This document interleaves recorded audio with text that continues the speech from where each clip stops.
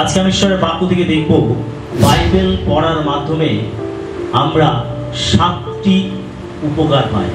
পাপে ভরা এই পৃথিবীতে দুঃখ ব্যথা সমস্যা ভরা জীবনের কারণে আমাদের আধ্যাত্মিক গন্তব্যস্থল থেকে আমরা অনেকেই আছি সরে যাই। এই জগতে এমন কঠিন কঠিন পরিস্থিতির সম্মুখীন হই, এমন এমন দুঃখ কষ্ট ব্যথা সমস্যা আমাদের জীবনে আশ্রয় পড়ে যে আমরা অনেক সময় এই আধ্যাত্মিক জীবন থেকে আমাদের লক্ষ্য থেকে আমরা সরে যাই। অর্থাৎ আমাদের জীবনে অনেক সময় অনেক দুর্বলতা গ্রাস করে, আমরা পিছিয়ে পড়ি, আত্মিক জীবন থেকে আমরা পিছিয়ে পড়ি। তবুও এর মাঝেও ঈশ্বর একটি অপরিবর্তনীয় জীবন্ত এবং শক্তিশালী পথদর্শক প্রদান করেছেন, আর সেটা হলো তার পবিত্র বাক্য বাইবেল। হালেলুয়া। এই সমস্ত সংকট সমস্যার মাঝেও ঈশ্বর তিনি আমাদেরকে তার বাক্য দিয়েছেন, শাস্ত্র দিয়েছেন, বাইবেল দিয়েছেন, যেন আমরা এই বাইবেলকে পাঠ করি। আমরা এই বাইবেল পাঠ করার মাধ্যমে যেন আমরা আমাদের জীবনে তার আশীর্বাদ তার অনুগ্রহ লাভ করতে পারি, আমরা যেন উপকৃত হতে পারি। সেই জন্য ঈশ্বর তিনি তার বাক্য তার বাইবেল তিনি আমাদেরকে দান করেছেন। হালেলুয়া। আজকে আমরা গীত সংগীত 119 থেকে আমরা দেখব বাইবেলের দীর্ঘতম একটি অধ্যায়, সব থেকে বড় একটি অধ্যায়, ঈশ্বরের ব্যবস্থার শক্তি এবং সৌন্দর্যের একটি দুর্দান্ত প্রমাণ। এর জীবন পরিবর্তনকারী উপকারিতাগুলির জন্য একটি আবেগপূর্ণ গীত, গীত সংগীত 119। আজকে আমরা গীত সংগীত 119 থেকেই আমরা দেখব 7টি উপকার। ঈশ্বরের বাক্য পাঠ করার মাধ্যমে, বাইবেল পাঠ করার মাধ্যমে আমরা 7টি উপকার পেতে পারি। আমরা গীত সংহিতা 119 থেকেই আমরা দেখব। আমরা বাইবেল অধ্যাবসায়ের সাথে অধ্যয়ন এবং তার বাক্য অনুসারে জীবনযাপন করার মাধ্যমে যে 7টি গভীর উপকারিতা লাভ করি, আজকে আমরা তা দেখব, যা আমাদের ঈশ্বরের সেবায় এবং আধ্যাত্মিকভাবে বৃদ্ধি পেতে আমাদেরকে সাহায্য করবে। আমরা দেখব 1 নম্বর পয়েন্ট, বাইবেল আমাদের পাপ থেকে বিরত রাখে। আমরা গীত সংগীত 119 11 পদটি পাঠ করব। তোমার বচন আমি হৃদয়ের মধ্যে সঞ্চয় করিয়াছি, যেন তোমার বিরুদ্ধে পাপ না করি। এখানে লেখা রয়েছে তোমার বচন আমি হৃদয়ের মধ্যে সঞ্চয় করিয়াছি। গীত রচক তিনি কি বলছেন? ঈশ্বরের বাক্য কোথায় সঞ্চয় করেছেন? হৃদয়ের মধ্যে। গীত রচক বলছেন তোমার বাক্য আমি হৃদয়ের মধ্যে সঞ্চয় করিয়াছি, যেন তোমার বিরুদ্ধে পাপ না করি। এই পদটি বাক্যের সাথে জড়িত থাকার একটি গুরুত্বপূর্ণ প্রতিরোধমূলক সুবিধা প্রকাশ করে। এটি এমন একটি পদ যেটা আমাদের জীবনে বলা যেতে পারে যে একটা প্রতিরোধমূলক কাজ করে। পাপ থেকে যাতে আমরা দূরে থাকি, পাপকে প্রতিরোধ করতে পারি, এরকম একটি প্রতিরোধমূলক কাজ করে ঈশ্বরের বাক্য। সেটা দাউদ বলছে তোমার বাক্য আমি হৃদয়ের মধ্যে সঞ্চয় করিয়াছি, যেন তোমার বিরুদ্ধে পাপ না করি। ঈশ্বরের বাক্য আমাদের হৃদয়ের মধ্যে সঞ্চয় করতে হবে। হৃদয়ের মধ্যে আমরা জাগতিক সম্পদ আমরা সঞ্চয় করি। আমরা যদি শস্য সঞ্চয় করি, আমাদের গোলাঘর রয়েছে, বিভিন্ন ভান্ডার রয়েছে, আমরা সেখানে শস্য সঞ্চয় করি, মজুত করি। আমরা অর্থ সঞ্চয় করি, অর্থ সঞ্চয় করার জন্য আমাদের ব্যাংক অ্যাকাউন্ট রয়েছে, আমরা সেখানে অর্থ সঞ্চয় করি। কিন্তু ঈশ্বরের বাক্য যদি আমাদের সঞ্চয় করতে হয়, তার একমাত্র ভান্ডার হলো আমাদের হৃদয়, আমাদের অন্তর, যেখানে আমরা ঈশ্বরের বাক্যকে সঞ্চয় করতে পারি, ঈশ্বরের বাক্যকে আমরা রাখতে পারি। যদি আপনি ঈশ্বরের বাক্য বাইবেল নিয়ে আপনি বিছানার তলায় রাখেন, বালিশের নিচে রাখেন, আলমারির মধ্যে রাখেন, সিন্ধুকের মধ্যে রাখেন, তাতে কিচ্ছু যায় আসবে না, কিচ্ছু উপকার লাভ করতে পারবেন না। যতক্ষণ না ঈশ্বরের বাক্যকে আপনি হৃদয়ের মধ্যে রাখবেন, ততক্ষণ পর্যন্ত আপনি এর উপকারগুলো লাভ করতে পারবেন না। এই বাক্যের যে উপকার রয়েছে, এই বাক্যের যে সুবিধা রয়েছে, এই বাক্যের মধ্যে যে আশীর্বাদ বলছে এটা আপনি ততক্ষণ পর্যন্ত লাভ করতে পারবেন না যতক্ষণ না এই বাক্যকে আপনি হৃদয়ের মধ্যে সঞ্চয় করতে পারবেন। হালেলুয়া। আর সেই জন্য ভক্তদাস দাউদ তিনি বলছেন যে তোমার বাক্য আমি হৃদয়ের মধ্যে সঞ্চয় করিয়াছি যেন তোমার বিরুদ্ধে আমি পাপ না করি। কিভাবে আমরা ঈশ্বরের বাক্যকে হৃদয়ের মধ্যে সঞ্চয় করতে পারি? আমরা ঈশ্বরের বাক্যকে হৃদয়ের মধ্যে সঞ্চয় করতে পারি তখনই যখন আমরা বাক্যকে মুখস্থ করি, ঈশ্বরের বাক্যকে ধ্যান করি এবং ঈশ্বরের বাক্যকে গভীর বোধ গম্যতার মাধ্যমে আমরা পাঠ করি। তখনই ঈশ্বরের বাক্যকে আমরা হৃদয়ের মধ্যে সঞ্চয় করতে পারি। যদি আমরা চাই ঈশ্বরের বাক্যকে সঞ্চয় করব, তাহলে এর জন্য আমাদের ঈশ্বরের বাক্যকে মুখস্থ করতে হবে। শুধু পাঠ করা যথেষ্ট নয়, ঈশ্বরের বাক্যকে মুখস্থ করতে হবে। যখন আপনি ঈশ্বরের বাক্য পাঠ করেন তখন অবশ্যই আপনি একটি নোটবুক রাখুন, আপনি একটি মার্কার রাখুন, আপনি পেন বা পেন্সিল কাছে রাখুন। আপনি যখন পাঠ করছেন, যে পথটা আপনার হৃদয়কে স্পর্শ করছে, যে পথটা যেন আপনার সঙ্গে কথা বলছে, যে পথটা আপনার ভালো লাগছে, আপনি সেখানে দাগ দিন। সেই পথটিকে আপনি লিখুন আপনার নোটবুকে, সেটাকে চিহ্নিত করুন এবং সেই পথটিকে আপনি মুখস্থ করুন। যখন একটি একটি অধ্যায় আপনি পাঠ করছেন, যখন আপনি প্রত্যেকদিন ঈশ্বরের বাক্যকে পাঠ করছেন, তখন আপনি এই কাজগুলো করুন। আর এটা যখন প্রত্যেক দিন আপনি করবেন, এটা লাগাতার করবেন, ক্রমাগত করবেন। আপনি যখন ঈশ্বরের বাক্য পাঠ করতে বসেন তখনই এটাকে যখন করবেন, আপনি দেখবেন যে একটা সময় পরে আপনি অনেক ঈশ্বরের বাক্য আপনার হৃদয়ের মধ্যে সঞ্চয় করতে পেরেছেন। হালেলুয়া। ঈশ্বরের বাক্য সঞ্চয় করার জন্য যদি আপনি পরিশ্রম না করেন, তাহলে আপনি একটি বাক্য সঞ্চয় করতে পারবেন না। হ্যাঁ, আমরা শোনার মাধ্যমে অনেক বাক্য আমরা মনে রাখি, ঠিক আছে, সেটা ভালো, কিন্তু এমন এমন বাক্য রয়েছে, এমন এমন পথ রয়েছে যেগুলো আমাদের মুখস্থ করার প্রয়োজন আছে, ধ্যান করার প্রয়োজন আছে। আপনি যত ধ্যান করবেন, আপনি যত ঈশ্বরের বাক্যকে মুখস্থ করবেন, পথগুলোকে মুখস্থ করবেন, ওটা আপনার হৃদয়ের ভান্ডারে মজুদ হবে, সঞ্চয় হবে। আপনি দিন প্রতিদিন কি হবেন? আত্মাতে ধনবান হবেন, আপনি আত্মাতে বৃদ্ধি পাবেন। যদি আপনার জাগতিক সম্পদ অনেক মজুদ করতে পারেন, তাহলে আপনি একজন ধনবান ব্যক্তি বলে আপনি গণিত হবেন এই জগতের নিয়ম অনুযায়ী। আপনার ঘাটতি থাকবে না, আপনার অভাব থাকবে না, আপনার প্রয়োজন, আপনার সঞ্চিত অর্থ থেকে আপনি ব্যয় করতে পারবেন, আপনার প্রয়োজন মেটাতে পারবেন। ঠিক একইভাবে যখন আপনি আত্মিকভাবে ধনবান হতে চাইছেন, আপনাকে ঈশ্বরের বাক্য সঞ্চয় করতে হবে। আর যখন এইভাবে আপনি দিন প্রতিদিন ঈশ্বরের বাক্যকে সঞ্চয় করবেন, আপনি দেখবেন যে আপনি আত্মিকভাবে ধনবান হয়েছেন। হালেলুয়া। আর এটা এমনই একটি ধন, যিশু বলছেন যে মোর্চা পড়ে না, যিশু বলছেন যে চোরের শীত কেটে চুরিও করে না।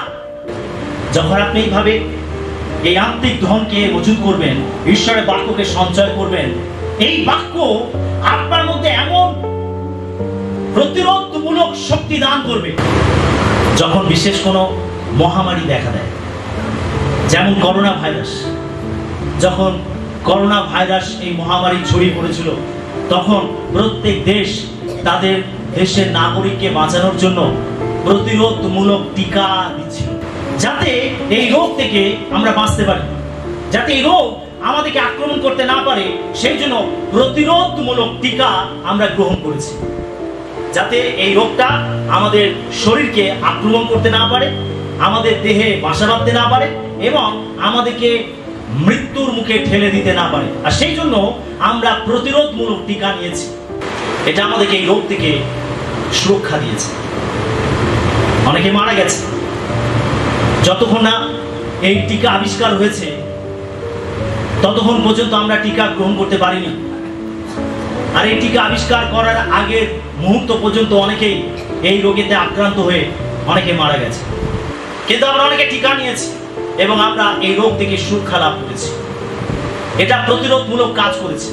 ঠিক একইভাবে প্রিয় বিশ্বাস, এই পাপ হলো এমন একটি আত্মিক ব্যাধি, পাপ হলো এমন একটি আত্মিক রোগ যেটা আমাদের জীবনকে ধ্বংস করে দেয়, আমাদের ঈশ্বর থেকে দূরে সরিয়ে দেয়, আমাদের আত্মিক জীবনকে ক্ষতিগ্রস্ত করে, ঈশ্বরের উপস্থিতি থেকে, আত্মিক আশীর্বাদ থেকে আমাদেরকে বঞ্চিত করে দেয়।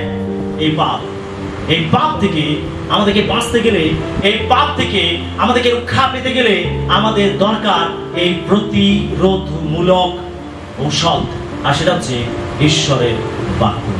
হালেলুয়া। এই বাক্য যখন আমাদের জীবনে থাকবে, এই বাক্যকে যখন আমরা মজুদ করব, আমাদের হৃদয়ে সঞ্চয় করব, তখন আমাদের জীবনে এমন এমন পরিস্থিতি আসবে যেখানে ওই বাক্য আমাদের স্মরণে আসবে। ওই বাক্য আমাদের মধ্যে ঈশ্বরের আত্মা সেই বাক্যকে আমাদের হৃদয়ের গভীর থেকে টেনে তুলবে, আমাদেরকে স্মরণ করে দেবে এবং কি পদক্ষেপ নিতে হবে, এর জন্য কিভাবে আমাদের অ্যাকশন নিতে হবে, এই পথ, এই বাক্য আমাদেরকে তা বুঝতে সাহায্য করবে, আমাদেরকে স্মরণ করে দেবে। আর তখনই আমরা সমস্ত পাপ থেকে নিজেদেরকে দূরে রাখতে পারবো। আমেন। হালেলুয়া। সেই ঈশ্বরের বাক্য পাঠ করলে এই বাক্য আমাদের এক নম্বর উপকার কি করে, আমাদের বাইবেল আমাদের পাপ থেকে কি করে, বিরত রাখে, দূরে রাখে। যদি আমরা চাই পাপ থেকে দূরে থাকতে, তাহলে ঈশ্বরের বাক্য আমাদের সঞ্চয় করতে হবে। আমেন। পাপ ঈশ্বর সহ্য করতে পারে না। ঈশ্বরের চিরশত্রু হলো পাপ। ঈশ্বর সবকিছু সহ্য করতে পারেন, তিনি পাপকে সহ্য করতে পারেন না। পাপ ঈশ্বর এবং আমাদের মাঝখানে প্রাচীর তৈরি করে। পাপ আমাদের ঈশ্বরের উপস্থিতি থেকে দূরে নিয়ে যায়। পাপ আমাদের অনন্ত নরকের মধ্যে ঠেলে দেয়। পাপ আমাদের আত্মাকে ধ্বংস করে দেয়। সেই পাপ থেকে বাঁচতে গেলে দরকার ঈশ্বরের বাক্যকে সঞ্চয় করা। এই জগতে আমরা প্রত্যেক দিন যে সমস্ত কাজকর্মগুলো করি, এই জগতে আমরা যখন প্রত্যহী জীবন যাপন করি, তখন বিভিন্ন সময় বিভিন্ন ধরনের পাপ আমাদের সামনে এসে উপস্থিত হয়। আর এই পাপ থেকে আমাদেরকে বাঁচতে গেলে দরকার ঈশ্বরের বাক্য। এই বাক্য আমাদেরকে পাপ থেকে দূরে রাখে। 2 নম্বর উপকার, বাইবেল আমাদের শক্তিশালী করে। আমরা গীত সংগীত 119:28 পাঠ করি। আমার প্রাণ দুঃখে গলিয়া পড়িতেছে, তোমার বাক্যানুসারে আমাকে উঠাও। আমরা এখানে দেখতে পাই লেখা রয়েছে আমার প্রাণ দুঃখে গলিয়া পড়িতেছে। কে বলছে? ভক্তদাস দাউদ, গীত রচক। তিনি বলছেন আমার প্রাণ দুঃখে গলিয়া পড়িতেছে, তোমার বাক্যানুসারে আমাকে উঠাও। আমাদের জীবনে প্রত্যেকদিন বিভিন্ন চ্যালেঞ্জের মধ্যে থেকে যেতে হয়, বিভিন্ন দুঃখ ব্যথা কষ্টের মধ্যে থেকে যেতে হয়। আর এগুলো যত বেশি আমাদের জীবনে আসে, আমরা যত এগুলোর সঙ্গে লড়াই করি, যুদ্ধ করি, আর ততই কি করে এগুলো আমাদের জীবনকে, আমাদের আত্মিক জীবনকে দুর্বল করে দেয়। আমরা ক্লান্ত হয়ে যাই, আমরা ভারাক্রান্ত হয়ে যাই। আমরা তখন এমন ভাবে বহিঃপ্রকাশ করি, এমন ভাবে ব্যক্ত করি যে আমি আর পারছি না, আমি আর প্রার্থনা করতে পারছি না, আমি মণ্ডলীতে যেতে পারছি না, আমি ঈশ্বরের সেবা করতে পারছি না। এত কষ্ট, এত ব্যথা, এত দুঃখ যন্ত্রণা, এত বড় বড় চ্যালেঞ্জ এমন ভাবে আমাদেরকে আক্রমণ করে, এমন ভাবে আমাদেরকে আঘাত করে যে আমরা অনেক সময় ভেঙে পড়ি, আমরা ক্লান্ত হয়ে যাই। এগুলো কি করে? আমাদের আত্মিক জীবনকেও ক্ষতিগ্রস্ত করে। এটার প্রভাব আমাদের আত্মিক জীবনেও পড়ে। শুধু আমাদের দৈহিক জীবনে নয়, জাগতিক জীবনে নয়, কিন্তু এর প্রভাবগুলো আমাদের আত্মিক জীবনেও পড়ে। আর সেই জন্য অনেক বিশ্বাসী আছেন যারা এই প্রত্যহিক জীবনে লড়াই করতে করতে তারা এত ক্লান্ত, শ্রান্ত, ভারাক্রান্ত হয়ে পড়েন, তারা আত্মিক ভাবেও তারা দুর্বল হয়ে পড়েন। তারা তখন শক্তি পায় না ঈশ্বরের কাছে আসার, শক্তি পায় না প্রার্থনা করার, শক্তি পায় না ঈশ্বরের সেবা করার। তারা আত্মিক ভাবেও তারা ক্লান্ত হয়ে পড়ে। এখানে আমরা দেখতে পাই ভক্তদাস দাউদ তিনি বলছেন আমার প্রাণ দুঃখে গলিয়া পড়িতেছে, তোমার বাক্য অনুসারে আমাকে উঠাও, তোমার বাক্যের দ্বারা আমাকে উঠাও, তোমার বাক্যের দ্বারা আমাকে শক্তিযুক্ত করো। দাউদ কি বলতে চাইছেন? তোমার বাক্যের দ্বারা আমাকে উঠাও মানে তোমার বাক্যের দ্বারা আমাকে শক্তিযুক্ত করো, আমাকে শক্তিশালী করো। আমার প্রাণ দুঃখে গলে পড়ছে। এখানে প্রাণ বলতে তার প্রত্যেক জীবন গলে পড়ছে, অর্থাৎ তিনি এমন ভাবে বিভিন্ন বাধার সম্মুখীন হচ্ছেন, এমন ভাবে তিনি দুঃখ ব্যথা কষ্টের সঙ্গে লড়াই করছেন, চ্যালেঞ্জের সঙ্গে লড়াই করছেন, যেখানে তার প্রাণ ক্লান্ত, শ্রান্ত, ভারাক্রান্ত হচ্ছে। আর তাই দাউদ তিনি বলছেন তোমার বাক্য অনুসারে আমাকে উঠাও। বিশ্বাসী, যদি আপনি এই জগতে চ্যালেঞ্জ মুখে পড়েছেন, এই জগতে আপনি বিভিন্ন দুঃখ ব্যথা কষ্টের মুখে পড়েছেন, আপনি সেগুলোর সঙ্গে লড়াই করতে করতে ক্লান্ত, শ্রান্ত, ভারাক্রান্ত হয়ে পড়ছেন, আপনি আত্মিক শক্তি হারিয়ে ফেলছেন, এই সময় আপনাকে যেটা উঠাতে পারে, এই সময় যেটা আপনাকে তুলে ধরতে পারে, আর সেটা হচ্ছে ঈশ্বরের জীবন্ত বাক্য। হালেলুয়া। যদি আপনি দুঃখ কষ্ট ব্যথা সমস্যার মাঝে পড়ে যদি আপনি ঈশ্বরের বাক্যকে আঁকড়ে ধরেন, আপনি বাইবেলকে আঁকড়ে ধরেন, আপনি ঈশ্বরের বাক্যকে পাঠ করেন, ধ্যান করেন এবং সেই বাক্যেতে সময় অতিবাহিত করেন, এই বাক্যই আপনাকে আত্মিকভাবে শক্তিযুক্ত করবে। হালেলুয়া। আপনি অলৌকিক শক্তি লাভ করবেন, যেটা আপনাকে টেনে তুলবে, আপনাকে বলিষ্ঠ করবে। আপনি শক্তি পাবেন, মনোবল পাবেন, উৎসাহ পাবেন। আবার আপনি চ্যালেঞ্জের সঙ্গে লড়াই করার জন্য আপনি প্রস্তুত হয়ে উঠবেন। যেটা আমাদের দরকার ঈশ্বরের বাক্যকে পাঠ করা, ধ্যান করা। হালেলুয়া। 3 নম্বর পয়েন্ট আমাদের, বাইবেল আমাদের সঠিক পদক্ষেপ নিতে সাহায্য করে। আমরা গীত সংগীত 119 105 পত্রে দেখি, তোমার বাক্য আমার চরণের প্রদীপ, আমার পথের আলো। ভক্তদাস দাউদ বলছেন, তোমার বাক্য আমার চরণের প্রদীপ, আমার পথের আলো। কল্পনা করুন, আপনি একটি অন্ধকার অপরিচিত পথ ধরে হেঁটে যাচ্ছেন। এটা ধরে নিন, আপনার পা কোথায় রাখবেন এবং সামনে পথটি কিভাবে নির্ধারণ করবেন তা দেখার জন্য আপনার অবশ্যই একটি আলোর প্রয়োজন হবে। আপনি কোথায় পা রাখবেন, কোনো উঁচু নিচু আছে কিনা, আপনি কি করে বুঝবেন? আপনি যাতে এগুলো থেকে রক্ষা পান, যাতে আপনি সুন্দরভাবে এগিয়ে যান, যাতে আপনি আপনার গন্তব্যস্থানে পৌঁছাতে পারেন, সেই জন্য আপনি কি করেন? আপনি আলো ব্যবহার করেন এবং আপনি অন্ধকার পথে আপনি এগিয়ে যেতে পারেন এবং গর্ত উঁচু নিচু থেকে আপনি নিজেকে রক্ষা করতে পারেন। আপনি সুরক্ষিতভাবে আপনার গন্তব্যস্থানে পৌঁছাতে পারেন। দাউদ তিনি বলছেন যে একইভাবে ঈশ্বরের বাক্য আমাদের পথের আলো, আমাদের চরণের প্রদীপ, আমাদের পথের আলো। ঈশ্বরের বাক্য আমাদেরকে আলো প্রদান করে, আমাদের প্রত্যেককে সঠিক পদক্ষেপ নিতে সাহায্য করে ঈশ্বরের বাক্য। বাইবেল আমাদের জীবনে ঠিক এই উদ্দেশ্যটি পালন করে। এটি এই পৃথিবীর নৈতিক ও আধ্যাত্মিক বিভ্রান্তির মধ্য দিয়ে আমাদের পদক্ষেপগুলিকে পরিচালিত করে। কিভাবে আমরা চলবো, কি সিদ্ধান্ত নেব, কোন পথটাকে আমি অবলম্বন করব। অনেক সময় আমরা এমন দ্বন্দ্বের মধ্যে পড়ি যে আমরা ঠিক করতে পারি না ঠিক কোন পথে হাঁটবো, কোন সিদ্ধান্তটা নেব, কোন পদক্ষেপটা নেব। আমরা অনেক সময় এটা বুঝতে পারি না।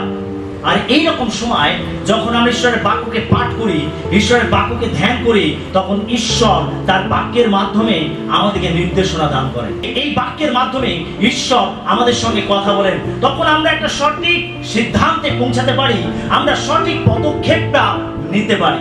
অনেক সময় ভুল পদক্ষেপ আমাদের জীবনকে ধ্বংস করে দিতে পারে। আমরা ভুল পদক্ষেপ নেবার মাধ্যমে আমরা আমাদের জীবনে অনেক কিছুকে ক্ষতি করে দিতে পারি। আমাদের শান্তি, আমাদের আনন্দ, আমাদের পরিবার, আমাদের পরিচর্যা কার্য, আমাদের জীবনের বিভিন্ন ক্ষেত্রগুলোকে আমরা ধ্বংস করে ফেলতে পারি ভুল পদক্ষেপ নেবার মাধ্যমে। আর যদি আপনি সঠিক পদক্ষেপ নিতে চান, তাহলে আপনাকে প্রয়োজন আছে ঈশ্বরের বাক্য। ঈশ্বরের বাক্যই আমাদেরকে সঠিক পদক্ষেপ নিতে সাহায্য করে। সেজন্য যখন আপনার সঠিক সিদ্ধান্ত নেবার প্রয়োজন আছে, আপনার দরকার আছে ঈশ্বরের বাক্যকে পাঠ করা, ধ্যান করা। প্রভু আপনাকে তার বাক্যের মাধ্যমে সঠিক পদক্ষেপ নিতে সাহায্য করবেন, নির্দেশনা দেবেন। আপনি তখন সঠিক পদক্ষেপে পা রাখবেন এবং আপনি আপনার লক্ষ্যে পৌঁছাবেন এবং আপনি সাকসেসফুল হবেন, আপনি আশীর্বাদ লাভ করবেন, আপনি ঈশ্বরের মহিমাকে আপনার জীবনে দেখতে পাবেন। আপনি দেখবেন কোনো কিছুই ধ্বংস হলো না, কিন্তু সবকিছু রক্ষা পেল এবং তার সঙ্গে সঙ্গে আপনি আশীর্বাদ যুক্ত হলেন। হালেলুয়া। সেজন্য সঠিক পদক্ষেপ নিতে হলে আমাদের ঈশ্বরের বাক্য পাঠ করতে হবে। ঈশ্বরের বাক্য বাইবেল পাঠ করার মাধ্যমে আমরা সঠিক পদক্ষেপ নিতে পারি। 4 নম্বর উপকারিতা আমরা দেখব, বাইবেল আমাদের আনন্দ দান করে। আমরা গীত সংহিতা 119 111 পদ পাঠ করব। তোমার সাক্ষ্যকলাপ আমি চিরতরে অধিকার করিয়াছি, কারণ সে সকল আমার চিত্তের হর্ষজনক। দাউদ বলছে, তোমার সাক্ষ্যকলাপ আমি চিরতরে অধিকার করিয়াছি। তিনি বলছেন সেগুলো হচ্ছে আমার চিত্তের হর্ষজনক, আমার হৃদয়ে আনন্দজনক। তোমার বাক্য আমার হৃদয়ে আনন্দজনক। প্রিয় বিশ্বাসী, দুঃখে ভরা এই পৃথিবীতে আনন্দ অধরা হতে পারে। আজ মানুষ আনন্দ করতে ভুলে গেছে। প্রকৃত আনন্দ থেকে মানুষ অনেক দূরে চলে গেছে। মানুষের জীবনের তিক্ততা বেস্বাদে পরিপূর্ণ হয়েছে। মানুষ প্রকৃত আনন্দ হারিয়ে ফেলেছে। আনন্দ যে কি অনেকেই আছে তা উপলব্ধি করতে পারে না। তারা শুধু দুঃখ কষ্ট এইগুলোকেই উপলব্ধি করে। তারা বিভিন্ন সমস্যা বিভিন্ন দুঃখ কষ্টের মধ্যে থেকে যেতে যেতে তারা তাদের জীবনে প্রকৃত আনন্দকে হারিয়ে ফেলে। এরকম সময় আমাদের দরকার আছে ঈশ্বরের বাক্য। গীত রচক তিনি ঘোষণা করছেন যে ঈশ্বরের বিধি, তার বাক্য তার হৃদয়ের আনন্দ। ঈশ্বরের বাক্যই হলো আমাদের হৃদয়ে প্রকৃত আনন্দ নিয়ে আসে। যদি আপনি ঈশ্বরের বাক্যের সঙ্গে যোগাযোগ রাখেন, যদি ঈশ্বরের বাক্যের সঙ্গে আপনি সময় কাটান, আপনার জীবনে আনন্দ বজায় থাকবে। আপনি স্বর্গীয় আনন্দ লাভ করবেন। এই আনন্দ ঈশ্বর আপনাকে দেবেন। ঈশ্বরের বাক্যের মধ্যেই আনন্দ আছে। যখন আপনি ঈশ্বরের বাক্য পাঠ করেন, ঈশ্বরের বাক্য ধ্যান করেন, ঈশ্বরের বাক্য থেকে ঈশ্বরের রব শোনেন, ঈশ্বরের বাক্যের মাধ্যমে ঈশ্বরের পরিকল্পনাগুলোকে বুঝতে পারেন, ঈশ্বরের ইচ্ছাগুলোকে জানতে পারেন, তখন আপনার হৃদয় এক অলৌকিক আনন্দে ভরে যায়। এমন এমন ভাবে ঈশ্বর কথা বলেন, এমন এমন বার্তা ঈশ্বর দেন যে আপনার হৃদয় আনন্দে ভরে যায়। বাইবেল আমাদেরকে এক গভীর তৃপ্তিতে পূর্ণ করে, যা পরিস্থিতিকে অতিক্রম করে এক অভ্যন্তরীণ আনন্দ নিয়ে আসে, যা হলো স্বর্গের এক পূর্বাভাস, এক স্বর্গীয় আনন্দ। 5 নম্বর পয়েন্ট আমরা দেখব, বাইবেল আমাদের প্রজ্ঞার দিকে পরিচালিত করে। আমরা গীত সঙ্গীত 119-এর 130 পদ পাঠ করব। তব বাক্য সমূহে বিকাশ আলোক প্রদান করে, তাহা অমায়িক দিগকে বুদ্ধিমান করে। প্রকৃত জ্ঞান কেবল ভৌতিক জ্ঞান নয়, অর্থাৎ জাগতিক জ্ঞান নয়, বরং জীবনের সত্যকে কার্যকর ভাবে প্রয়োগ করার ক্ষমতা, এটা হচ্ছে প্রকৃত জ্ঞান। আমরা জাগতিক জ্ঞানের মানুষ আমরা অনেক দেখতে পাই, যাদের মধ্যে জাগতিক জ্ঞান রয়েছে, অনেক ডিগ্রি রয়েছে, অনেক শিক্ষিত, উচ্চ শিক্ষিত, অনেক কিছু বিষয়ে তারা পারদর্শী, আর সেগুলোকে নিয়ে তারা অনেক গর্ব করে, অহংকার করে, সেগুলোকে তারা অর্জন করেছে, সেগুলোর জন্য তারা পরিশ্রম করেছে। ঠিক আছে, ভালো। কিন্তু প্রিয় বিশ্বাসী, বাইবেল আমাদেরকে যে প্রজ্ঞার কথা বলে, বাইবেল আমাদেরকে যে ঐশ্বরিক জ্ঞানের কথা বলে, সেই প্রজ্ঞা, সেই জ্ঞান জগতের পড়াশোনা থেকে, জাগতিক ডিগ্রি থেকে আসে না, জগতের শিক্ষামালা থেকে আসে না। এটা আসে ঈশ্বরের বাক্য থেকে। হালেলুয়া। ঈশ্বরের বাক্য আমাদেরকে প্রজ্ঞার দিকে পরিচালিত করে। ঈশ্বরের বাক্য আমাদেরকে জ্ঞানবান করে। ঈশ্বরের বাক্য আমাদেরকে বুদ্ধিমান করে। ঈশ্বরের বাক্য, দেখবেন যারা ঈশ্বরের বাক্য পাঠ করেন, যারা ঈশ্বরের বাক্যেতে সময় অতিবাহিত করেন, যারা ঈশ্বরের বাক্যকে ধ্যান করেন, যারা ঈশ্বরের বাক্যেতে জীবনযাপন করেন, তাদের মধ্যে কি রয়েছে? ঐশ্বরিক জ্ঞান রয়েছে, এবং তারা সঠিক পরামর্শদাতা হতে পারে।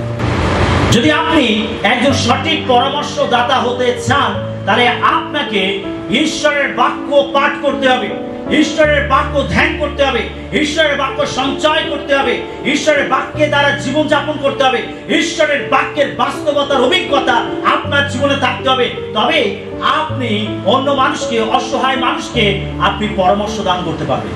যদি আপনি একজন ঈশ্বরের লোক হন, আপনি একজন ধার্মিক ব্যক্তি হন, আপনি যদি ঈশ্বরের বাক্য মতো জীবনযাপন করেন, অনেক মানুষ আসবে আপনার কাছে পরামর্শ নিতে।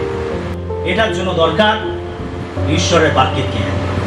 জগতের মানুষ পরামর্শ দেবে, কিন্তু সেই পরামর্শ আপনার জীবনে উপকার নাও আনতে পারে। কিন্তু যখন কেউ আপনাকে ঈশ্বরের বাক্য থেকে পরামর্শ দেবে, সেই পরামর্শ আপনার জীবনের সমস্যার সমাধান করবে। আমেন। ঈশ্বরের বাক্যের দ্বারা যে পরামর্শ দেবে, সেটা আপনার জীবনে আশীর্বাদ নিয়ে আসবে। সেই জন্য সঠিক পরামর্শদাতা সেই হতে পারে যে ঈশ্বরের বাক্যেতে চলে, যে ঈশ্বরের বাক্যকে পাঠ করে, ধ্যান করে, ঈশ্বরের বাক্য দ্বারা জীবনযাপন করে, সেই একজন সঠিক পরামর্শদাতা হতে পারে। আমরা বাইবেলের যুগে দেখতে পাই, যারা বিচার কর্তৃগণ ছিলেন, বিচার কর্তৃগণের বিবরণ যদি আমরা দেখি, আমরা দেখতে পাই ঈশ্বর তিনি এক একটা সময় এক একজন নেতাকে তুলেছিলেন। এই নেতা জগতের নেতা নয়, এই নেতাগুলোকে ঈশ্বর নির্বাচন করেছিলেন, ঈশ্বর তুলেছিলেন। আমরা দেখতে পাই শমূয়েল ভাবাদিকে, আমরা দবরাকে দেখতে পাই, আমরা শিমশনকে দেখতে পাই, আমরা গিদিয়নকে দেখতে পাই। ঈশ্বর এক একটা সময় একের পর এক নেতাকে তিনি তুলেছিলেন। তারা ইসরায়েল জাতিকে নেতৃত্ব দিয়েছিল, তারা ইসরায়েল জাতিকে বিচার করেছিল, তারা ইসরায়েল জাতিকে পরামর্শ দিয়েছিল। এই সমস্ত ব্যক্তিদেরকে ঈশ্বর চুজ করেছিলেন, ঈশ্বর মনোনীত করেছিলেন, ঈশ্বর আহ্বান করেছিলেন। আমরা মশিকে দেখতে পাই, ঈশ্বর তাদেরকে আহ্বান করেছিলেন, ঈশ্বর তাদের সঙ্গে সাক্ষাৎ করেছিলেন, ঈশ্বর তাদেরকে ঐশ্বরিক জ্ঞান বুদ্ধি প্রজ্ঞা দিয়েছিলেন, ঈশ্বর তাদেরকে পবিত্র আত্মার যোগান দিয়েছিলেন। আর সেই জন্য তারা সমস্ত ইসরায়েল জাতিকে নেতৃত্ব দিয়েছিল, তাদেরকে পরামর্শ দিয়েছিল, তাদেরকে যুক্তি দিয়েছিল, তাদের পথদর্শক হয়েছিল, তাদেরকে নেতৃত্ব দিয়েছিল, তাদেরকে ঈশ্বরের পথে পরিচালিত করেছিল। তাদের মধ্যে ছিল ঐশ্বরিক জ্ঞান, এটা পেয়েছিল তার ঈশ্বরের কাছ থেকে। সেজন্য যদি আমরা প্রজ্ঞা পেতে চাই, আমরা বুদ্ধি পেতে চাই, আমাদের জীবনের প্রয়োজন আছে ঈশ্বরের বাক্য। আপনি প্রার্থনায় আসছেন, মণ্ডলীতে আসছেন, কিন্তু ঈশ্বরের বাক্যের সঙ্গে যদি আপনার সম্পর্ক না থাকে, ঈশ্বরের বাক্যের সঙ্গে যদি আপনার যোগাযোগ না থাকে, আপনি এমন এমন প্রস্তাব রাখবেন, আপনি এমন এমন কথা বলবেন, আপনি এমন এমন বিষয় নিয়ে আলোচনা করবেন যেগুলো বাইবেল সম্মত নয়, আর সেটা হবে মূর্খামি কাজ। আমাদের চলতে হবে ঈশ্বরের বাক্যেতে, আমাদের ঈশ্বরের বাক্য মত জীবনযাপন করতে হবে, ঈশ্বরের বাক্যকে আমাদেরকে প্রায়োরিটি দিতে হবে। তবেই আপনি ঈশ্বরের প্রজ্ঞা লাভ করবেন। ঈশ্বরের বাক্য আমাদেরকে প্রজ্ঞা দান করে, বুদ্ধি দান করে। Amen, hallelujah. 6 নম্বর পয়েন্ট আমরা দেখব, বাইবেল আমাদের শান্তি দান করে। আমরা গীত সঙ্গীতে 119-এর 165 পদ পাঠ করব। যাহারা তোমার ব্যবস্থা ভালোবাসে তাহাদের পরম শান্তি, তাহাদের হুঁচট লাগে না। দেখুন, বাইবেল বলছে, ঈশ্বরের বাক্যেতে ভক্তদাস দাউদ তিনি বলছেন, যারা তোমার ব্যবস্থা ভালোবাসে তাদের কি আছে? তাদের পরম শান্তি। শুধু শান্তি নয়, কিন্তু পরম শান্তি। তার মানে এক অলৌকিক শান্তি, এক ঐশ্বরিক শান্তি, ঈশ্বর দত্ত শান্তি। আর সেই জন্য এখানে পরম শব্দটিকে ব্যবহার করা হয়েছে, পরম শান্তি। কারাই পরম শান্তি পাবে? যারা তোমার ব্যবস্থা ভালোবাসে। এখানে ব্যবস্থা বলতে ঈশ্বরের বাক্যকে বোঝানো হচ্ছে, বাইবেলকে বোঝানো হচ্ছে। যারা ঈশ্বরের বাক্যকে ভালোবাসবে তারা পরম শান্তি লাভ করবে, অলৌকিক শান্তি লাভ করবে, ঐশ্বরিক শান্তি লাভ করবে, তারা স্বর্গীয় শান্তি লাভ করবে যারা ঈশ্বরের বাক্যকে ভালোবাসবে। কি আমরা ঈশ্বরের বাক্যকে ভালোবাসি? প্রত্যেকদিন ঈশ্বরের বাক্য পাঠ করি? ভালো তো বাসি। ভালোবাসা কার্যের দ্বারা প্রমাণিত হয়। কাজের মাধ্যমে আপনার ভালোবাসা প্রমাণ আপনাকে দিতে হবে। ঈশ্বর ভালোবেসেছিলেন, তিনি কাজ করে দেখিয়েছেন। বাইবেল বলছে, ঈশ্বর জগৎকে এমন প্রেম করিলেন যে আপনার একজাত পুত্রকে দান করিলেন, যেন যে কেহ তাতে বিশ্বাস করে সে বিনষ্ট না হয়, কিন্তু অনন্ত জীবন পায়। ঈশ্বর ভালোবেসে ওখানেই থেমে থাকেননি, তিনি তার ভালোবাসার প্রমাণ দিয়েছিলেন। কাজের মাধ্যমে তার পুত্রকে তিনি দান করেছিলেন। আমরা যদি ভালোবাসি, বাইবেলকে ভালোবাসি, ঈশ্বরের বাক্যকে ভালোবাসি, তাহলে আমাদের এই বাক্যের সঙ্গে যোগাযোগ রাখতে হবে, এই বাক্যকে পাঠ করতে হবে, অধ্যয়ন করতে হবে, এই বাক্যের সঙ্গে আমাদের গভীর রিলেশন তৈরি করতে হবে, প্রত্যেক দিনে যোগাযোগ রাখতে হবে। তবেই প্রমাণিত হবে যে আমরা ঈশ্বরের বাক্যকে ভালোবাসি। সেজন্য ঈশ্বরের বাক্যকে আমাদের ভালোবাসতে হবে প্রত্যেক দিন পাঠ করার মাধ্যমে। আপনাকে প্রমাণ দিতে হবে যে আপনি ঈশ্বরের বাক্যকে ভালোবাসেন। শুধু রবিবার বাইবেলটা বগলে করে নিয়ে মণ্ডলীতে চলে আসলেন, ওখানেই শেষ নয়। আপনার ভালোবাসা, বাক্যের প্রতি ভালোবাসা, আপনাকে প্রত্যেক দিন বাইবেলটাকে খুলতে হবে, পাঠ করতে হবে, যেন বাইবেল পড়ার নেশা আমাদের তৈরি হয়। আমাদের নেশা তৈরি করতে হবে, প্রার্থনা করতে হবে, প্রভু আমাকে বাইবেল পড়ার নেশা দাও। একজন ঈশ্বরের লোক সেই ঈশ্বরের বাক্য ছাড়া থাকতে পারবে না। ঈশ্বরের বাক্য তার কাছে এমন প্রিয় বিষয় যেটাকে ছাড়া সে চলতেই পারবে না। এইরকম যেন আমরা ঈশ্বরের বাক্যেতে মাতাল হতে পারি। হালেলুয়া। ঈশ্বরের বাক্যের জন্য যেন আমাদের গভীর খিদে, গভীর আকাঙ্ক্ষা আমরা তৈরি করতে পারি। 7 নম্বর বিষয় আমরা দেখি, বাইবেল আমাদের ঈশ্বরের কাছে ফিরিয়ে আনে। আমরা গীত সঙ্গীতে 119-এর 176 পদ আমরা দেখি, আমি হারানো মেষের ন্যায় ভ্রান্ত হইয়াছি, নিজ দাসের অন্বেষণ করো, কেননা আমি তোমার আজ্ঞাকলাপ ভুলিয়া যাই নাই। লেখা রয়েছে, গীত রচক তিনি বলছেন, আমাদের মানব প্রবণতার মর্মস্পর্শী স্বীকারোক্তি, যা হারিয়ে যাওয়া মেষের মতো বিপদগামী। তিনি বলছেন যে আমি হারানো মেষের ন্যায় ভ্রান্ত হইয়াছি। তার মানে অনেক সময় আমরা হারিয়ে যাই, আমরা লক্ষ্যভ্রষ্ট হই, ব্রতভ্রষ্ট হই, আমরা ঈশ্বর থেকে অনেক দূরে চলে যাই। অনেক সময় আমাদের আত্মিক জীবনে পতন ঘটে, আমরা পড়ে যাই আত্মিক জীবনে, আমরা ঈশ্বর থেকে হারিয়ে যাই, বিশ্বাসে দুর্বল হয়ে যাই। আর এই সময় আমাদেরকে আবার ঈশ্বরের কাছে ফিরিয়ে আনতে পারে ঈশ্বরের বাক্য। হালেলুয়া। সেজন্য দাউদ বলছে যে আমি হারানো মেষের ন্যায় ভ্রান্ত হইয়াছি, নিজ দাসের অন্বেষণ করো, কেন আমি তোমার আজ্ঞা কলাপ ভুলিয়া যাই নাই। অনেক সময় অনেক বিশ্বাসী দেখা যায় সে আত্মিক জীবনে চলতে চলতে পড়ে যায়। অনেক সময় দেখা যায় সে পিছিয়ে যায়, হারিয়ে যায়, ঈশ্বর থেকে দূরে চলে যায়। তাকে আবার ঈশ্বরের কাছে যেটা ফিরিয়ে আনে, আর সেটা হচ্ছে ঈশ্বরের বাক্য। আমেন। সে হয়তো এমন একটা পরিস্থিতির মধ্যে পড়লো, এমন একটা সমস্যার মধ্যে পড়লো, যেখানে পড়ে ঈশ্বরের বাক্য তার স্মরণে আসলো, ঈশ্বরের বাক্য তার মনে পড়লো, এবং সে আবার সেই বাক্যকে স্মরণ করে সে ঈশ্বরের কাছে ফিরে আসে। একজন হারিয়ে যাওয়া আত্মাকে ফিরিয়ে আনতে পারে ঈশ্বরের বাক্য। অনেকে হারিয়ে গেছে, যখন আমরা তাদের কাছে সুসমাচার প্রচার করি, ঈশ্বরের বাক্য প্রচার করি, যখন সেই সমস্ত হারিয়ে যাওয়া আত্মাগুলো ঈশ্বরের বাক্যকে গ্রহণ করে, সুসমাচারকে বিশ্বাস করে গ্রহণ করে, তখন তারা ঈশ্বরের কাছে ফিরে আসে, তারা তাদের জীবনকে সমর্পণ করে। একটি হারিয়ে যাওয়া আত্মা, একটি ভ্রান্ত আত্মা, একটি পথভ্রষ্ট আত্মা তখনই ঈশ্বরের কাছে ফিরে আসতে পারে যখন সে ঈশ্বরের বাক্যকে বিশ্বাস করে গ্রহণ করে। কারণ ঈশ্বরের বাক্য হারিয়ে যাওয়া আত্মাদেরকে ঈশ্বরের কাছে ফিরিয়ে আনতে পারে। আমেন। ঈশ্বরের বাক্য আমাদেরকে ঈশ্বরের কাছে ফিরিয়ে আনে। যদি আমরা ঈশ্বর থেকে দূরে চলে যাই, ঈশ্বরের বাক্য আমাদেরকে ফিরিয়ে আনে। অনেক সময় আমাদের প্রেম, ঈশ্বরের প্রতি যে প্রেম, ঠান্ডা হয়ে যায়, শীতল হয়ে যায়।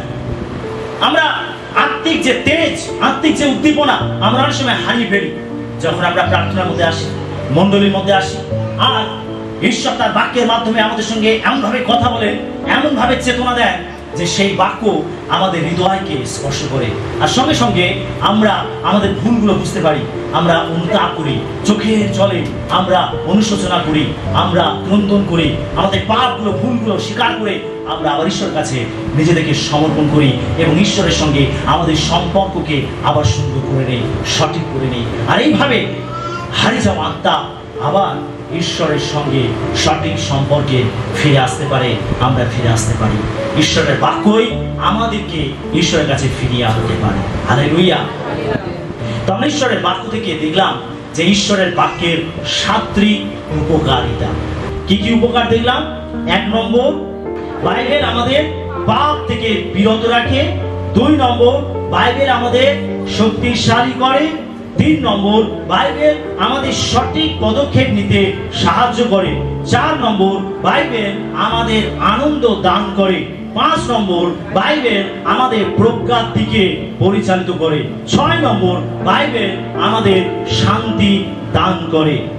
এবং 7 নম্বর, বাইবেল আমাদের ঈশ্বরের কাছে ফিরিয়ে আনে। এই 7টি উপকার আমরা বাইবেল থেকে লাভ করতে পারি, ঈশ্বরের বাক্য থেকে লাভ করতে পারি। ঈশ্বরের বাক্য পাঠ করলে, ঈশ্বরের বাক্য ভালোবাসলে আমাদের জীবনে উপকার আছে, অপকার কিছু নেই। আশীর্বাদ আছে, অভিশাপ নেই। বৃদ্ধি আছে, আমাদের জীবনে ক্ষয় নেই। যদি আমরা ঈশ্বরের বাক্য পাঠ করি, ঈশ্বরের বাক্যকে ধ্যান করি, সঞ্চয় করি, ভালোবাসি, ঈশ্বরের বাক্য আমাদের জীবনে উপকার নিয়ে আসে, আশীর্বাদ নিয়ে আসে। সেই জন্য প্রিয় মণ্ডলী, আমরা যেন ঈশ্বরের বাক্যকে ভালোবাসি, বাইবেলকে ভালোবাসি, বাইবেলের সঙ্গে যেন আমাদের গভীর সম্পর্ক গড়ে তুলি, পরিশ্রম করি ঈশ্বরের বাক্য।